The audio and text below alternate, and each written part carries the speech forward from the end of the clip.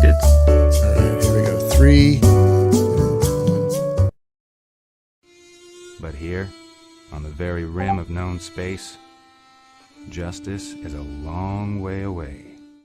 Hello, my friends, and welcome to the Space Game Junkie Podcast. I, as always, am your co-host, Brian, and joining me, as always, is your co-host, Spaz. Hello. Your co-host, Julie. Hello from the great greening north. Oh, good. And our European co-hosts who have not yet been affected by daylight savings time, because apparently we can't all do this at the same time. Your co-host, Thorsten. Hello. Your co-host, David. Is this thing on? Hello? Oh, and Jacob, there he is. Jacob, you doing okay? I hate Discord. I hate daylight savings. Hello, chat. Oh, let's start on the right foot. Let's start on a positive foot. My apologies. No. It's technical difficulties. No, it's The joys of doing it live. I mean, not only do we do it live, but like I said, we switched daylight savings time a week and a half ago, and you guys haven't done it yet. So for this Everything's an hour out of sync. Yeah, for this weird period, it's all off, and we try our best to make sure everyone in our group knows about this, but we're busy. Sorry. It's hard to keep track of everything. No, it's fair. Even when it's not out of sync by an hour. Yeah. Well, the word from Illinois is that whatever the opposite of daylight savings time is, the government is considering giving it the old heave-ho. Standard? Really? Yeah. And just like my team, my team at work said that, they said we're probably going to go to just daylight permanent. As long as they choose one, so we don't have to keep making these switches. I don't care which one. Just choose one. That's all I care. Just pick one. Friends, we have a guest today joining us from... Okay, I'm going to be honest. Every time I hear the word London, I think of how the bear in Paddington said it for the first time. London. If you've watched Paddington. Jonah Wilberg. This is a boomer-ass reference. Paddington, the movie that it came out 5 years ago. That one, right. Yeah. The bear that said... Go ahead. If you haven't seen Paddington. Bloody ancient books. I've not seen the films. I've read some of the books, actually. Oh, the films are astounding. Side note, if you've not seen the Paddington 1 and 2, especially 2, the movies are astounding. Go seek them out. I'm not even kidding. They're not just kids movies. Seriously, they're amazing. How about the bear that sat down with Queen Elizabeth? Gentlemen, we have a guest here. Yeah, we do. Can we Jonah hold will the tangents for a bit. Yes, sorry. We're kind of starting off interestingly here. Jonah Wilberg from Fourfold Games in London to talk about his upcoming space tactical adventure procedural thing, Relic Space. Jonah, thank you for joining us today. Thanks very much for having me. Now, you've been working on this a while, because I think we first talked about this via email a couple of years ago, a few years ago now, I think. Yeah, I don't know if it was 1 or 2, but yeah, that was around the time when I expected it to come out initially. So yeah, it's been a bit delayed from the original plans. I've spent more time kind of working on it, polishing it before getting to early access, which is where it now is. So it just released a couple of weeks ago on early access. Oh, right. So wait, you thought you were going to release it a couple years ago. So what changed, if I may ask, what happened to change your mind and not release it, if I may ask? I mean, I think it's partly just the standard thing of not being able to plan how long things take when you're working on an indie game. Oh, that's fair. But partly also just, so I started making a demo available and really getting feedback from players as well. And so that just gave me a better sense of where the game was at, what things it still needed. Yeah. Oh, by the way, folks, if you're on YouTube, we're still having issues with the chat bot. So if you're on YouTube and you're trying to chat with us, we can't see it right now. So you might want to go to Twitch or maybe Discord Because right now Restream is having issues with. I apologize for interrupting, but we're having some issues with the Restream bot. So I just want to let people know if they're on YouTube that we can't see the YouTube chat right now. So anyway, so it just came out in early access, and I have to say, I like it a lot. I started playing it one way. I started playing it I could just move around and shoot everything, and it quickly taught me that nay, you cannot just move around willy-nilly as much as you want and shoot as much as you want. That's not how this game works. Calm down. Yeah, there are consequences for such actions. There's things to manage, which I like. I just also. Good. You know what was the first thing I noticed when I heard the pitch for the game? It mentioned the word roguelike in the pitch, and I went, "Oh god, it's gonna be one of these." No, ladies and gentlemen, actual roguelike. yeah. I'm kind of very familiar with those terminological debates. With the movement and the everything. Actual roguelike as whoever the fella is that made Rogue intended. Don't remember his name, sadly. Yeah, it's very true. And there's still room for iteration on that, but yeah. It hits a lot of the correct marks, I would say. Oh, agreed. Yeah, I mean, so I don't know if you know, my previous game, Xenomarine, was more of a classic roguelike in that respect. That was, by the way, I wanted to say that game was terrific. I loved Xenomarine. That one. It hated me. The game hated me so much, but I loved it. But it hated me. Oh yeah, the game hated me either. Do I own this game? Probably, and if you don't, you should. It's absolutely terrific. Oh, it's good, terrific, and cheap. Well, I'll look into it. It is a terrific game, and yeah, that was 60% off, by the way. Yeah, as we record this, it's on sale it's on sale for $5. Yeah, it's worth it. It's Xenomarine. Just a side note, folks, is the developer's previous game, as he said. It is a terrific, more traditional top-down roguelike where you're aforementioned. You are the aforementioned Xenomarine, and it's a very kind of aliens situation. And it is in the tradition of the best roguelikes. I'll use the term balls hard because it is. It's balls. It is pain inducing, and it's great. It's great. It's one of those roguelikes where when you die, it does a great job of not making you feel like it was unfair. Yeah, that was my fault. I wasn't ready for that. But you're still gonna die a lot. It's a game in which everything wants to kill you. So yeah, it's not really something you can just say. But I'm just going to play this casually. Yeah, but we've all played roguelikes. Really good in it. We've all played roguelikes, I think, where there's that one death. It's wait, that wasn't fair. There's no way my character that shouldn't be there. We've all played those roguelikes that are horrifically. I don't want to use the word unbalanced, but not really well thought out. Maybe is a better way to say it. Where death feels unfair, and either the thing was too powerful for your level, or you didn't have the tools you felt you should have, or something like that. Xenomarine never felt that way, which was nice. When I died, I was like, yeah, I shouldn't have gone down that hallway so quickly. That was me. yeah, that's great too. Yeah, I mean, yeah, sure. That's what I love about roguelikes as well. And so yeah, I very much see Relic Space as an extension of what I was doing with Xenomarine. So it's definitely working in that classic roguelike tradition, but just sort of going a bit beyond that in terms of more into traditional RPG territory, I guess, and with a bit of the sort of 4X elements as well, with having the different factions, which I think of as a little bit like Caves of Cud. I mean, that's a difficult comparison to make. Oh, that's a comparison to make. Yeah, we're bringing out the big leagues. But just in terms of mechanics, I think it's kind of what I'm going for a little bit in terms of having the sort of simulated world around you that you're being this kind of roguelike character within.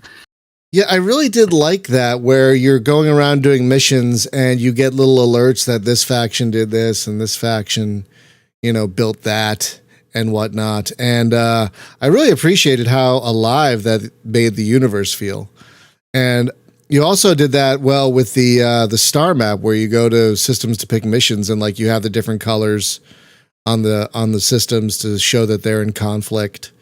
You know, I really appreciated that a lot. It made the universe feel really alive, which I really liked. It also let you know where missions can be found and whether or not you have the reputation to do them yet. Yeah, that's also really helpful. Yeah, a lot of good. Also, just by the way, good. I would also make the comparison to Drox Operative and its sequel in terms of the 4X being played around you. Yes, even though you are working for one of the factions. I know this seems familiar. Yeah, I could see that. It's kind of a turn-based Drox Operative, which I like. And sounds great. Yeah, brilliant. People have mentioned that to me as well, and yeah, it's funny. Drox Operative is not a game that I've played a huge amount of. I mean, I was aware of it, but yeah, it does sound like it's pretty similar in terms of the basic structure. So yeah, exactly, a turn-based version of that sounds. And it is an exceptional game. So if you're gonna accidentally ape something, don't get me wrong. it's a very complimentary comparison. Here's an aspect of the game that nobody's complimented yet, and I mention this because I know sometimes my taste in games varies widely from a lot of the other co-hosts here. And when I see some game and I log on, and it doesn't matter whether it's a roguelike or whatever it is, and there is like a page, or in some cases just this wall of text that I have to go through. What I really appreciate is when the game just says, okay, let's just throw you in here and it'll guide you along and you can have fun while you're playing. I really appreciated that part of the game that just said, let's just get you involved here and let's just have fun while we're doing it. It was so easy to get involved in the game, and I wanted to thank you for that. Yeah, it made it feel a lot more organic getting into it, if I also may add to that, which I really liked. Yeah, I mean, I definitely, I'm not a big fan of games where you have like a separate tutorial or something where you have to go into. I always like the games where you kind of go straight into it, and yeah, sometimes I just like skip the tutorial and just try and do whatever the procedural mode is. And yeah, so that's I've tried to get you straight into the action with Relic Space, but I mean, I think there's probably still more I could do, to be honest, to make the tutorial more user friendly. I found tutorials are really hard to do. I think I found to do well and actually take a lot of time, which is something I don't have as a solo developer. But yeah, I've kind of done my best with tutorials. One thing I'd like to recommend is making the skip all tutorial messages button. Maybe have it stand out. I almost clicked that thing like 8 times. Seriously. I'm like, is that the one I move on? Like, no. Oh, no. So either maybe have a confirmed, I don't know if you have a confirmed dialogue with that because I didn't click it, thankfully, but maybe like a confirmed dialogue or something. Cause I almost clicked that thing like 8 times thinking that was the thing that, like, I read the box and I'm like, okay, I'm going to close the box now so I can do the thing. And I almost clicked that like 7 or 8. I'm like, so. But I like that it's there. I like that it's there if people want to skip it, but I didn't. And I was like, maybe because it's a bigger button. I don't know. But in that regard, I wanted to also compliment you on the graphic that's like flashing arrows all toward one point that said, click here, fool, click here, fool. And I had no problem, but I will say, and here's kind of a sideways compliment, if you want me to spend more time in the story, don't make it as much fun to chase little red circles around the screen, which is what I spent a lot of time doing, and I had great fun doing it. Admittedly, the combat and the flying is very fun as a core gameplay loop. It is. Very fun just throwing missiles at things. I love the bonus you get for moving. Like that's one of my favorite things is you're harder to hit, but it's also hard. It also is kind of harder to hit others as well, but it's worth not standing still. With the caveat of also changing direction, costing you energy, and you can eventually run yourself into a rock and have to stop and be in a very bad spot. Yeah, exactly. Yeah. And we are right here with a topic I want to ask you about. Okay. Was Triplanetary an inspiration for this game, or especially for the movement phase? Is that a board game or? That's a board game. Okay, you don't know it. Okay. Yeah, no. I mean, I've talked to quite a few people about like board games that are like, I guess, similar. So yeah, these sort of spaceship type board games, and I know I'm not aware of any board games that have like, I don't know, a hex-based movement system where you're like moving a certain number of hexes. As far as I'm aware, they mostly have like, I don't know, you move X inches or something, or you use like a template or something to move. But I don't know, maybe this is the one that I've missed, and that's actually the closest one to Relic Space out there. Look, you're from England. It's no shame. You just say that all the ones, the only one you know is Warhammer. You're allowed to just say that. Yeah, I mean, there's other ones that I know best. Yeah. And I was talking to someone about there's a few Star Wars games as well, aren't there? Oh yeah, that's right. That's right. There's an X-Wing board game. I keep forgetting about that. Oh, there are many, but oh really? Yeah. But the one that I'm thinking of might actually be that would be closest to this model would be in the BattleTech universe. It is the spaceship combat version of it, which is called Aerotech. What's it called? In terms of the Aerotech, that's Aerotech. It's in the BattleTech universe, but it is the space combat. Oh, is that like those air mech games we played a while back? Is that no? Oh, okay. I mean, sorry.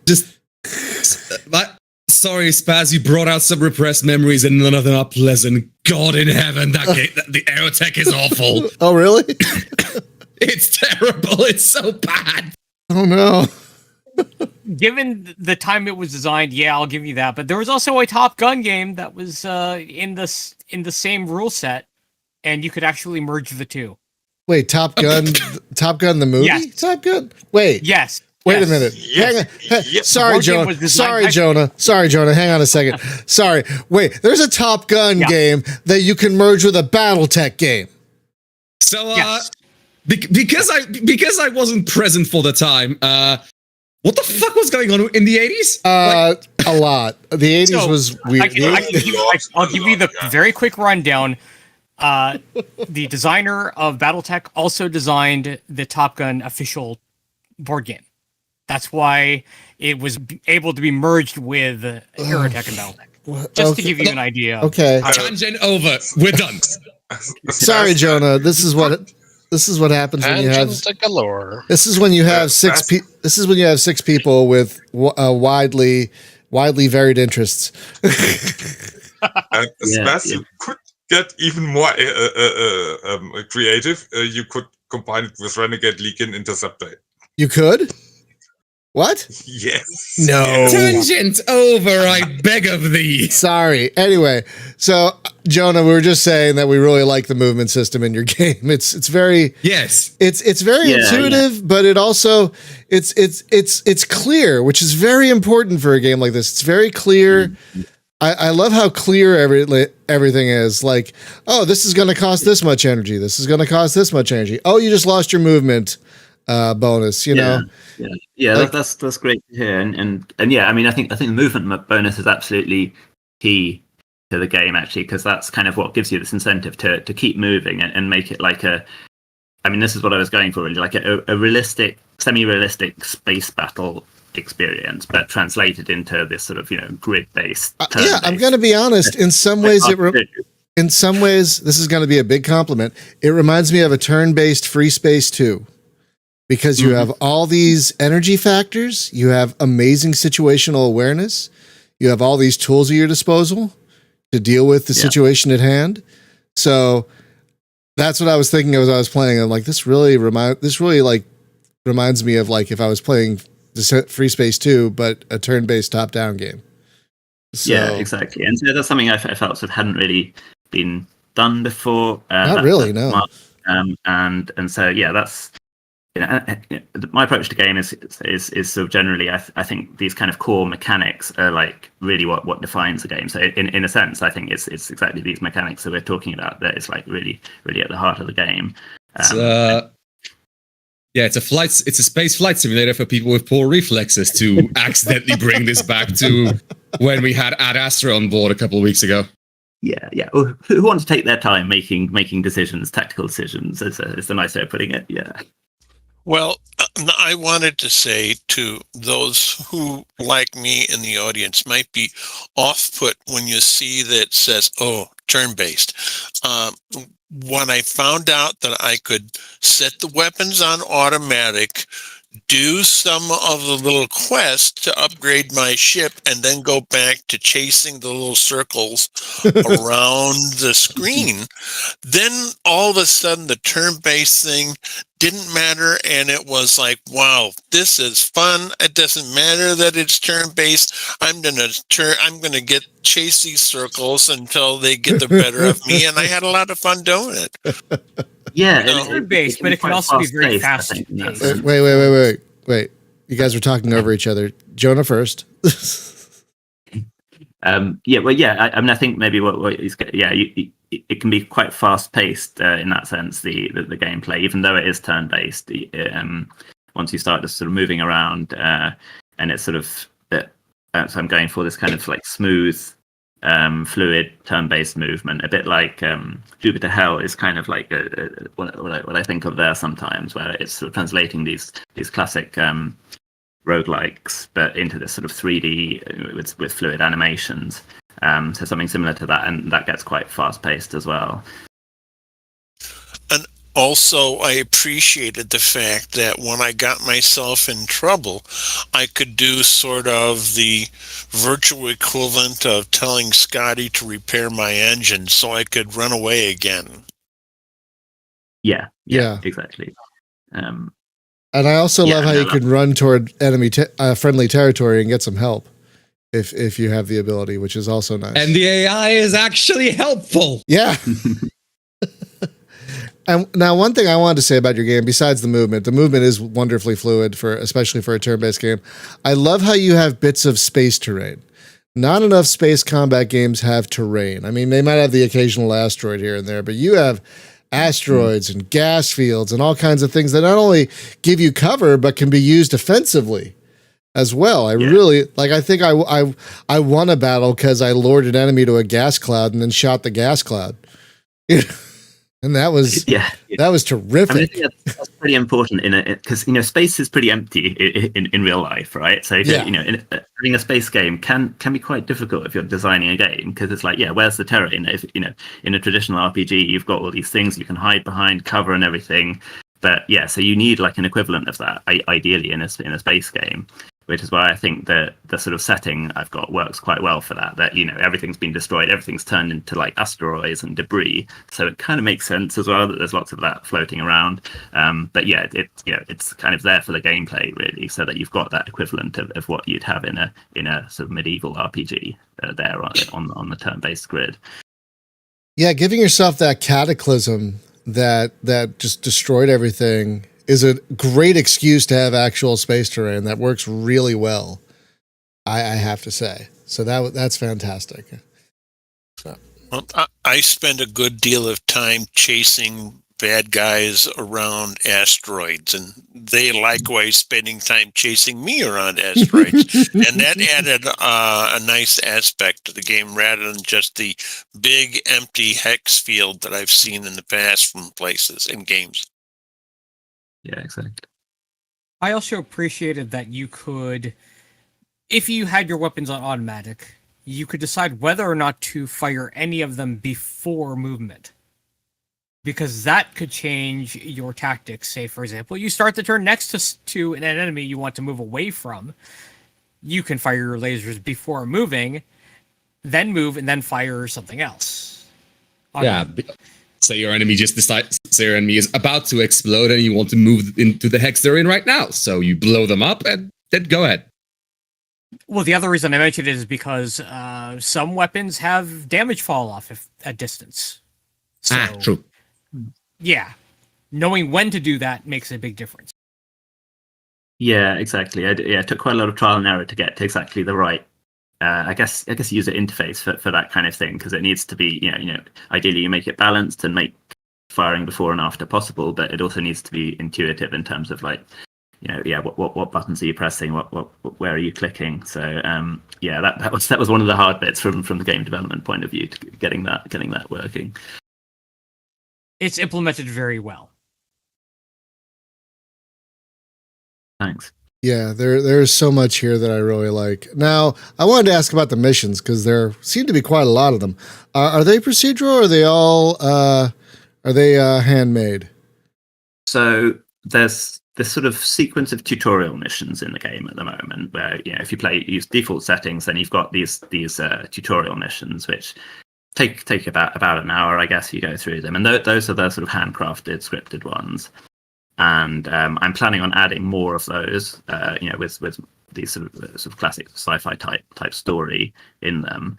But apart from those tutorial ones, it's all procedurally generated at the moment. So that's kind of the main difference between the early access and what's going to be the full release, is that early access is mainly about procedural missions once you get past that tutorial stage, whereas the full release is going to continue that tutorial story basically and have a lot of these more scripted missions. Yeah, because body support is on the roadmap. Yeah, I kind of personally I like both. I don't see like procedural missions as like a poor man's version of the scripted ones. I think they're both like really important to the game, and obviously the procedural ones are more in line with the roguelike tradition of having everything procedurally generated. I like the replayability that gives, and I'm really trying to get the widest possible variety of procedural missions in the game. There's already a large number. If you calculate all the combinations and permutations, you do get to several hundred, I think, or even thousands of combinations at the moment. And I'm planning to add some more mission units that can be combined in different ways over the course of early access. So there's going to be more of those procedural missions as well. Oh, good. Now let me ask, is it just always going to be your one ship, or are you going to have any friendly ships you're going to be able to command? Or is it just going to be you? At the moment, it's just you. I mean, I guess there might be something similar to what I did with Xenomarine on this, where I kind of gave you drones that you can. So there might be ships that follow you around and like kind of to some extent do what you tell them to. But I don't. I think having other ships that you control in the same way would be quite a challenge from a game design point of view. No, it would also be a challenge from a player view, so I appreciate that. I'm much more of a just give me the one unit and let me just deal with the one unit. Like I also imagine the issue of the drones getting in the way. Yeah, I can imagine that being a massive problem because I already have an issue where my allied ships occasionally run slap in the middle of the corridor I want to go down through, and I end up eating a rocket because of it, because the daft bastard just blocked the way. Yeah. Well, I just wanted to say, from my viewpoint, from what I enjoy out of space games, I kind of shy away from when somebody says, okay, you have to command the entire fleet. And I said, okay, I would rather just play a game where it's strap me in the cockpit and I'm happy. So I appreciate that approach to the game design. I think me too. This is kind of part of what is distinctive about the classic roguelike tradition, right? It's that they're kind of RPGs, things like Angband Rogue. You're this player, but you're only one player. You're only one character, and I think what that allows to happen is that you really focus and drill down on that one character, and you can have more detail on that character than you would if you had a whole party. So, you have all the different slots on your body, armor and weapons and rings and everything, and you have the ability to control that during battle a lot more than, if you had that for a whole party, that would probably get overwhelming. It does get overwhelming. I mean, I recently tried to play Tactics Ogre, the recently released one, and I was like, I can't, my brain cannot handle this. I just can't do it. Because that's a game where I enjoy games like that, but right, that's me. Right, you do. I just don't. I don't think anymore. Maybe I did when I was younger, but I don't think I do now. Just give me one unit and let me just tweak that unit to heck. And speaking of tweaking, there are a lot of pieces of equipment you can get for your ship, and there also seem to be quite a few ships as well, even in the early access version. Yeah, and again, I think that's kind of staying true to the roguelike thing, where in a way, what's fun about playing these games is that you're constantly getting new equipment and upgrading yourself. It is all about the toys. It is all about the toys. Exactly. So, you've in theory you've got this mission and you've got this goal, but really what a lot of people I think enjoy is about the upgrading and getting more powerful and fighting more powerful enemies. And so that's what you do in classic roguelikes as well. And but also RPGs too. And it's that fun of upgrading your character that I've definitely tried to make sure there's plenty of upgrade opportunities there. And that you're right. There's a lot of, I think there's about 50 sort of core equipment types, but then they have different variants. So you can get small, medium, and large equipment. They have quality levels as well. And I've tried to sort of make them as varied as possible as well by having some of them like give you extra skills, active skills that you can use. So you can get like a cloaking feel that you press the cloak button and then your ship cloaks for a few turns and so things that actually change the sort of tactical gameplay there. Yeah, right. And I'm excited because I think one of my favorite things about games like this is the upgrades. Like I love getting the better ship, the better gun, that kind of thing. And it looked like there were tons of toys. So I always appreciate a game that has tons of toys. Now, I did want to ask about another aspect of the game, which is fuel. A lot of games like this just don't have fuel. And I didn't notice the fuel at first, so I'm just flying around willy-nilly. It's like next thing you know, it's telling me that I'm low of fuel. I'm like, what? Whoops. It's like a food mechanic in other robots. But I like that. But I like how it's not too punishing. Like you have fuel, but you go through it fairly slowly, and if you do run out, it doesn't cost a lot to get a small amount of emergency fuel, which I like. Exactly. I figured I had to make it not too punishing because it's the kind of thing that you could get annoyed by otherwise. That damn, I just forgot to refuel the ship at the last station, and and now I'm basically dead. I actually initially in an early version I did have it that you basically die if you run out of fuel. Oh God. I'm glad you took that out because that would have been very annoying. And it's tough though because games like this are supposed to be like challenging, but you don't want to punish the player too much. So that must be a tough balancing act to try and achieve. Yeah, exactly. I think that would be something that would be good for a hardcore mode. If you run out of fuel and you die, that would make perfect sense for hardcore mode. Because or you just drift forward and can't change course. So if you point yourself at a station, you're still gonna be fine-ish. I mean, so the fun thing about this, the fact that it's quite a detailed simulation is that you can kind of do things like that. So I've actually once or twice when testing the game, it's like you're running out of fuel. What you do is you kind of turn off all your equipment, because equipment uses energy and energy uses fuel. That's sort of the way the energy cycle works. So if you actually have to turn off all your equipment and then just coast, like you say, in a straight line, because turning also costs energy, turning one way or the other. And that way you can actually get to a station that's quite far away without using hardly any fuel. And sometimes you really actually need to do that. So that's kind of quite a cool little feature of just the way this, which was not originally planned, but just of the way the simulation works. Well, I just wanted to... Go ahead. I should have known this earlier. Well, I just wanted to say from the standpoint of what some people have called me as a filthy casual, is that I appreciate that the game is so easy to get into. And it's not like some of the other games I've played where it can easily get too hard, where I can look up and there's a row of games that I said, okay, well, it's going to stay there on the top shelf and it's going to be there forever. And even though it's in a different genre, here's looking at you, Half-Life.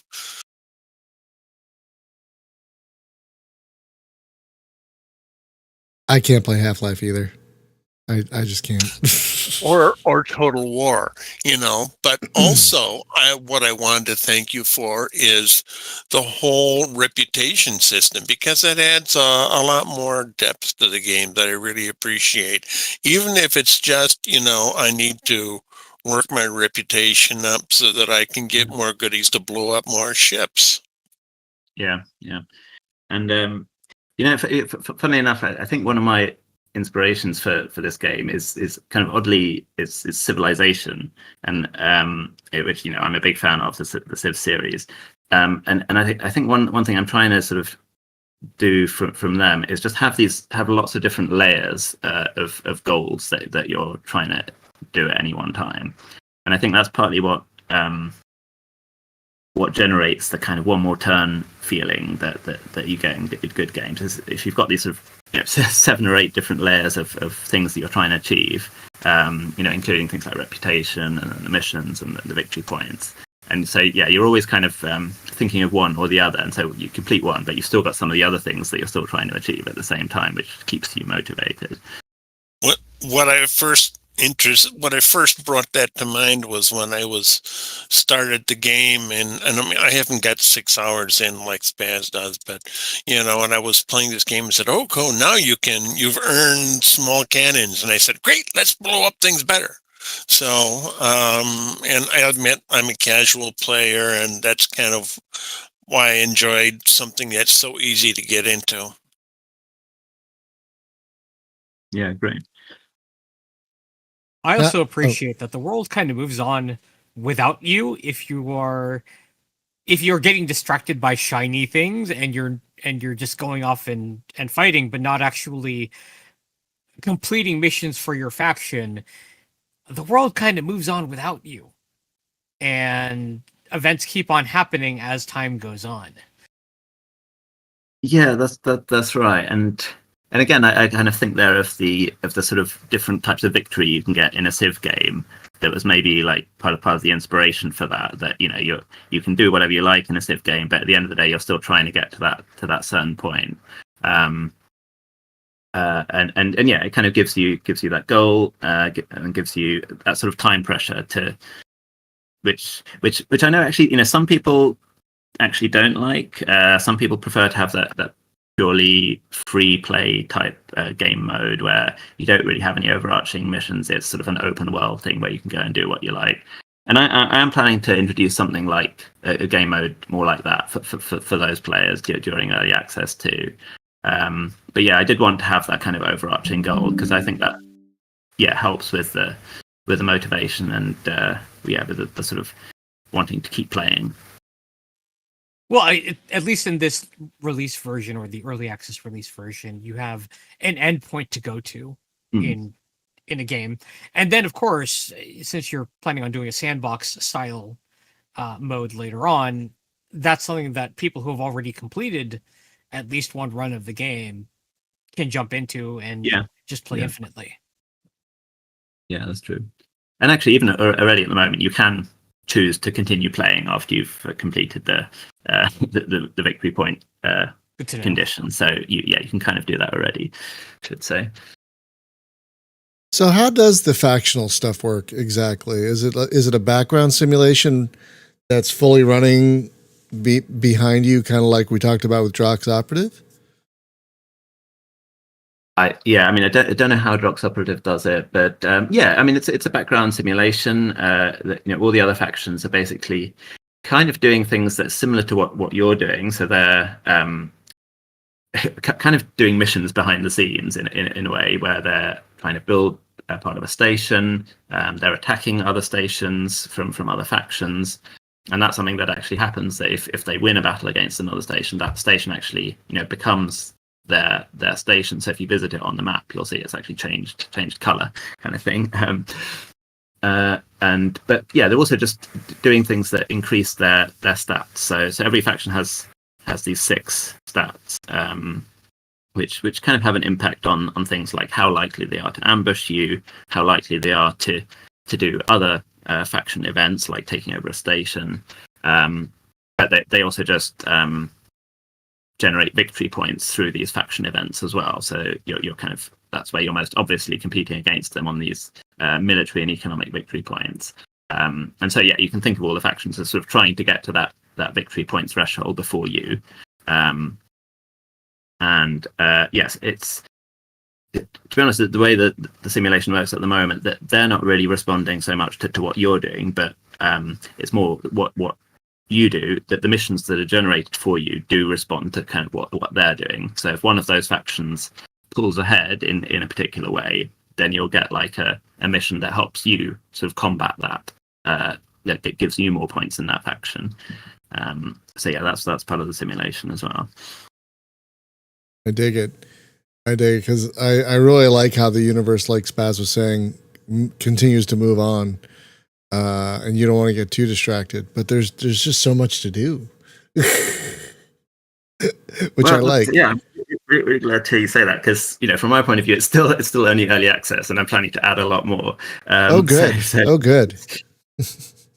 Yeah. No, I felt just super busy flying like, oh, here's a mission over here. Here's a mission over here. Like, I haven't played a ton, but the entire time I just felt like I kept getting busy, which is what I want. Like, give me more quests, more things to do. One thing I will ask, speaking of factions, the game seems to like present the idea that you could also play some of the other factions, not just, I believe it's the order that you start as. Is that something that is actually planned? And if so, what's their gimmick? What's the what, sorry? What's their gimmick for each of the factions? So it is something I'd like to do. It's obviously, if we're talking about having a whole like storyline, I think that it's going to be a lot of work to add other playable factions, which is why at the moment that's more of something I'm planning for post full release. That will be kind of the main thing I focus on after full release. Is like maybe it's a DLC or something like that, to have other factions. But I mean, there is a thing at the moment. You can already take missions from other factions. So in that sense, you do kind of have a little bit of that going on, and you can improve your reputation with the Circle or with some of the other more friendly factions, and that gives you benefits like you can buy relics from the Circle, for example. And even buy Circle ships, starships from their shipyards, which are different from the ones available at Order shipyards. And yeah, likewise with some of the other factions, you've got benefits from doing their missions. So that's kind of the way I sort of compensate for the fact of only having one playable faction at the moment is having that ability to sort of interact with those other friendly factions. Well, starting as Order does kind of leave you in a, to use a phrase, a prima facie state where you can just decide which factions you want to work with or against, depending on how you play through it. So yeah, and I guess if you want to screw over the Circle, you probably could. I think. Yeah, that's right, and I guess that's something I want to build on more in terms of the free play mode I mentioned, where you're not so much chasing, you're not so much trying to help your faction win, but you're more just doing whatever you want. So I think as part of that free play mode, I'm going to develop the ability, I think, to more like choose your faction within the game. Will be the aim there. Or maybe you just start as Order and then you choose which faction you want to align with as you go through and gain reputation with them. Yeah, exactly. Right. So, yeah, I've totally blanked on the question I was going to ask.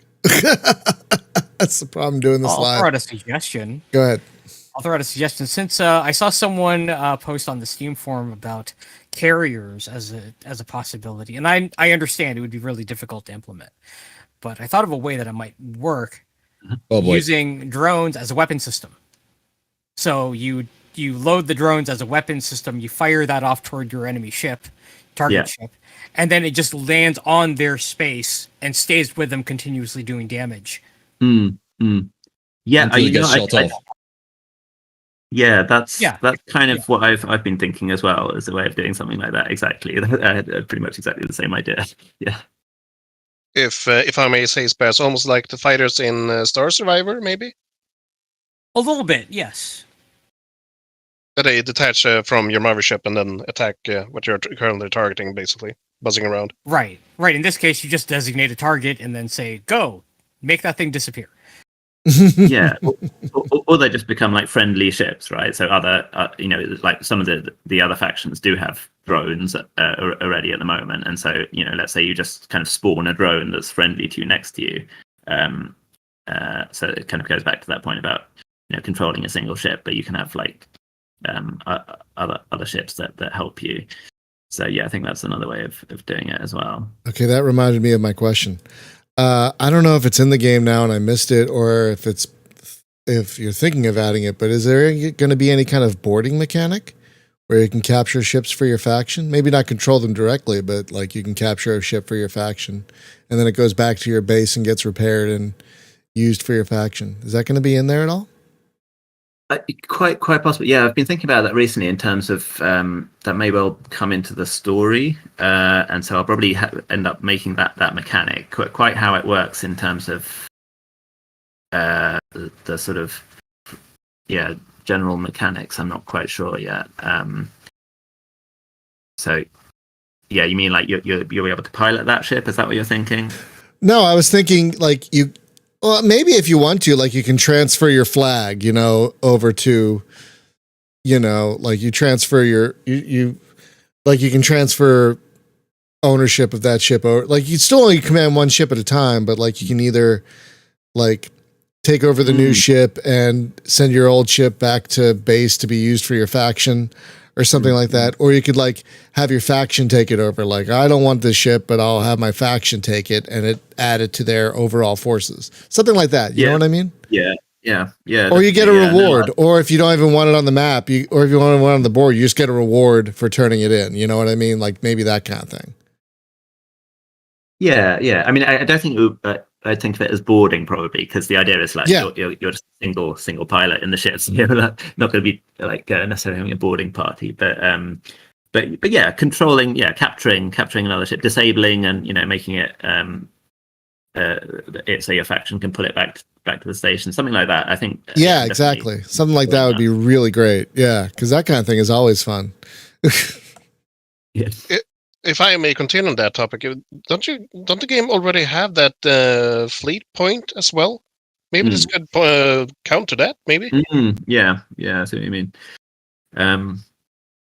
Yeah, and it would certainly reduce the opponent's fleet points, I guess. Yeah. Oh, that's a good point. Yeah, that's a very good point. Yeah. So you disable the ship, and then you put a beacon on it. Your faction sends another ship to go get it, which could take time, because it shouldn't be instant. They get it, they bring it back to a friendly base, and then after a certain amount of time, your fleet gains a new ship. Or even more likely to be player friendly is that it unlocks that ship type for you to be able to buy if you have enough reputation. Yeah. You should still get a reward too, because it's basically a prize, basically. Sure, but you're not getting to use it yourself necessarily. No, exactly. No, turning it over for mass production. So. Exactly. Yeah. Exactly, but you should still get some kind of credit reward, I think, for turning it in, is what I'm saying. I see that, yeah. Yeah, I mean, it's kind of like the scrap value of the ship, something like that, isn't it? Exactly. Like you've got these equipment that you can reverse engineer or something. Yeah. I mean, in general, I like to have the setting kind of as realistic as possible. So, I'm a big fan of like science fiction novels, and which generally I'd say kind of more realistic than your average sci-fi video game. And so I guess I'm trying to bring a little bit of that into the setting and the game. So I do tend to think, any new mechanics like this, is it actually realistic, as well as is it being fun to play. So yeah, and sometimes it's a bit of a battle between those two, so realism and having a realistic setting, it pulls one way, but having a mechanic that's fun to play pulls another way, which I think is interesting.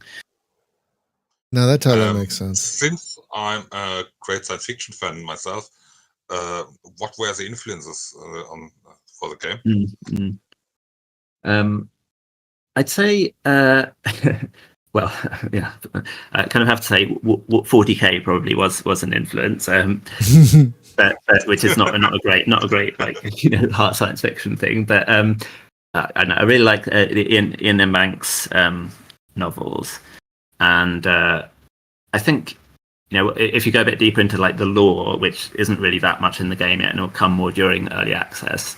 Actually, all the factions in the game at the moment are pretty much what's the word? Like post-humans of one sort or another, and you've got an AI faction as well. Actually, that's sort of like a pure AI, and so that's kind of what I was saying about like hard science fiction having something that's quite realistic. I think if you look 500 years in the future or 1,000. Actually, the realistic thing is we're not going to have ordinary humans anymore. We're going to have these sort of cybernetically enhanced humans. But yeah, it's also just a really interesting theme to explore, and I think that's something that Ian M. Banks does really well in his novels, where you've got these super ships that are like massive AIs. So there's that. But I guess also just the classic, good space opera like Stephen Baxter. I don't know if you know him.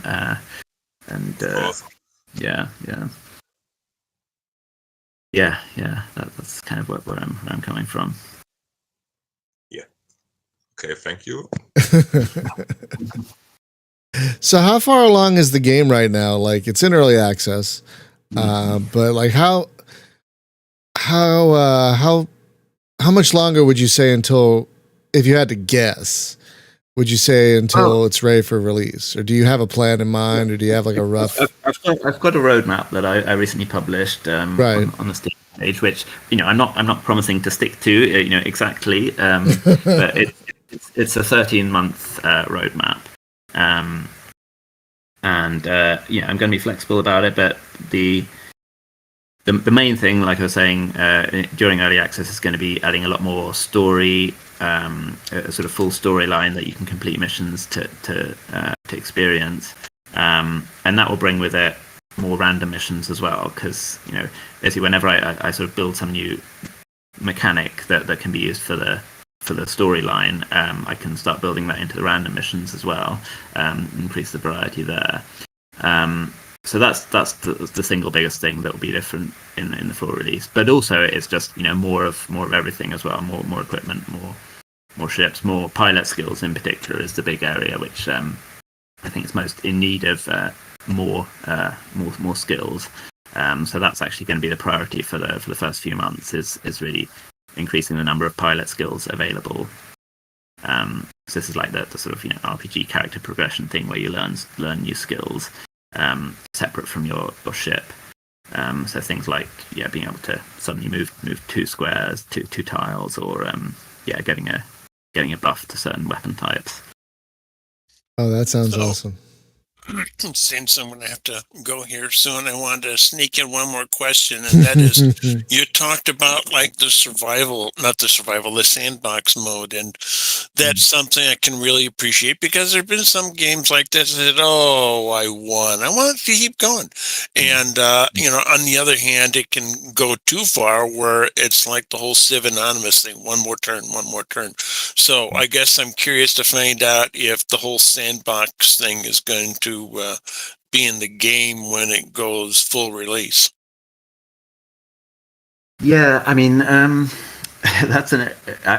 need to see how much time I have to work on that, I guess, before release. I definitely plan to have a sandbox mode where you don't have the pressure of trying to meet your victory points, and you're therefore more free to do what you want in the game. That in that limited sense, and that's definitely going to be there. It's just I can see different ways of expanding on that and making it more built around the sandbox type experience, that the whole thing with the missions and everything. So I'll have to see how far I get along that path. Yeah, well, it's just the way the game is built, the mechanics of it just seemed to lend itself to that. With that, I have a meeting I have to go to as part of the problems of being a project manager. So thank you for being on the show, and I look forward to playing your game in the future. Thanks, Joel. Thanks very much. Nice to meet you. Yeah, because I have to say, we try to keep these to an hour anyway, so we should start wrapping up. But I just wanted to say I like how not only deep and detailed the systems are, but how approachable it is, almost in spite of that. You know what I mean? Yeah, yeah. I mean, yeah. I guess that's kind of my what I like when I'm playing a game myself. I also don't like spending hours just sort of poring over technical manuals, and I like to get straight into it. And it's a turn off for me if it's kind of too hard. The user interface isn't clean. So yeah, I guess I'm sort of trying to create the thing that I enjoy playing as well. Oh, I never asked. How long have you been working on this thing now? So it's about 3.5 years now in total. Okay, that's not too bad. Yeah. Especially compared to some other games that have been. Yeah, exactly. Yeah, I see all these massive 10-year projects out there. Yeah, it's. You mean this Ghost play? No, I was thinking Star Sector. I was thinking of I was thinking of something else. I wasn't thinking of the other thing. Which one? I'm not saying it. Please tell me. No, Don't say you it. know what I'm Don't say it. talking about, sir. I'm not saying. Space Resident, something like that. Oh, jeez.